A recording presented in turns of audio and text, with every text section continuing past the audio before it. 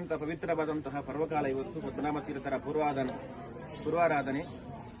ಅದೇ ರೀತಿಯಾಗಿ ನಮ್ಮ ಮಠದ ಪರಂಪರೆಯಲ್ಲಿ ಬಂದಂತಹ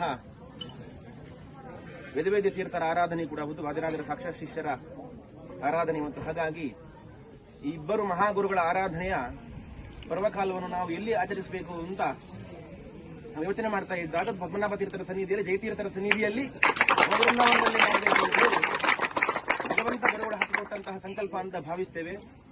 ಇವತ್ತು ನಮ್ಮ ಪಂಚಾಮೃತ ಅಭಿಷೇಕ ಮಾಡುವಂತಹ ಒಂದು ಒಳ್ಳೆಯ ಅವಕಾಶವೂ ಸಿಕ್ಕಿತು.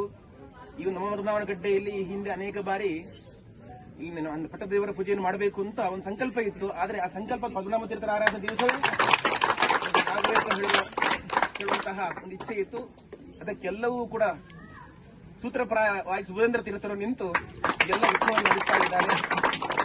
ಈಗ ನಮ್ಮ ವೃಂದಾವನ ಗಡ್ಡೆಯಲ್ಲಿ ಒಬ್ಬರು ಟೀಕಾಚಾರ್ಯರಲ್ಲ, ಇಬ್ಬರು ಟೀಕಾಚಾರ್ಯರಿದ್ದಾರೆ.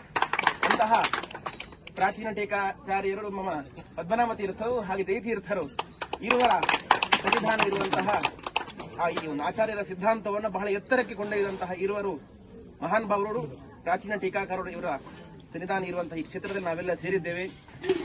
ನಮಗೆ ಈ ಕ್ಷೇತ್ರಕ್ಕೆ ಬರಲಿಕ್ಕೆ ಬಹಳ ಸಂತೋಷ ಆಗಿದೆ. ಸುಭೇಂದ್ರ ತೀರ್ಥರ ಈ ಆಹ್ವಾನದಿಂದಾಗಿ ನಮಗೆ ಈ ಒಂದು ಸನ್ನಿಧಾನದಲ್ಲಿಯೂ ಕೂಡ ನಮ್ಮ ಸಂಸ್ಥಾನ ದೇವರ ಪೂಜೆಯನ್ನ, ಗೋವರಾಹ ದೇವರ, ಹೈಗ್ರೀವ ದೇವರ, ವೇದವ್ಯಾಸ ದೇವರ, ರಾಜರ ಪೂಜೆಯನ್ನ ಈ ಸನ್ನಿಧಾನದಲ್ಲಿ ಮಾಡುವಂತಹ ಒಂದು ದೊಡ್ಡ ಅವಕಾಶ ಸಿಕ್ಕಿದೆ. ಇವತ್ತು ಪದ್ಮನಾಭ ತೀರ್ಥರು, ಜಯತೀರ್ಥರೇ ಮೊದಲಾದಂತಹ ಎಲ್ಲ ಮಹಾನುಭಾವರು ಕೂಡ ಬಹಳ ಸಂತೋಷದಿಂದ ಇದ್ದಾರೆ ಅಂತ ಭಾವಿಸ್ತೇನೆ ನಾನು. ಯಾಕಂದ್ರೆ ವಾದಿರಾಜರು ಈ ಹಿಂದೆ ಬಂದು ಹೋದಂತಹ ಇತಿಹಾಸವನ್ನು ನಾವೆಲ್ಲ ಕೇಳಿದ್ದೇವೆ. ಬಹುಶಃ ವಾದಿರಾಜರು ಇವತ್ತು ಇಲ್ಲಿ ಬಹಳ ಸಂತೋಷ ಪಟ್ಟಿರುತ್ತಾರೆ. ನಾನು ಇವತ್ತು ಈ ನವವೃಂದಾವನ ಗಡ್ಡೆಗೆ ಬಂದು ಜಯತೀರ್ಥರ ವರ್ಣನೆಯನ್ನು ಮಾಡಿ ಸಾರ್ಥಕ ಆಗಿದೆ ಅಂತ ಹೇಳಿ ಹಾಗಾಗಿ ಎಲ್ಲ ಭಕ್ತರಿಗೂ ಕೂಡ ದೇವರು ಸದ್ಬುದ್ಧಿಯನ್ನು ನೀಡಲಿ, ಈ ನಮ್ಮ ಮಾಧವ ಸಮಾಜ ಒಗ್ಗಟ್ಟಾಗುವಂತೆ ಎಲ್ಲ ಮಹನೀಯರು ಕೂಡ ಅನುಗ್ರಹ ಮಾಡಲಿ ಅಂತ ನಾವು ಕೂಡ ದೇವರು ವಿಶೇಷವಾಗಿ ಪ್ರಾರ್ಥನೆ ಮಾಡ್ತೀವಿ.